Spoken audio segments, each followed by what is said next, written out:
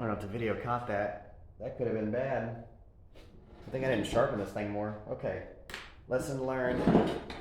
Clamp the blade down before you drill it because that thing just sliced me in the hip. Luckily I was through t-shirt, pajamas, and underwear, so it didn't actually cut me, but you can kind of see a little purple spot there. That freaking hurt.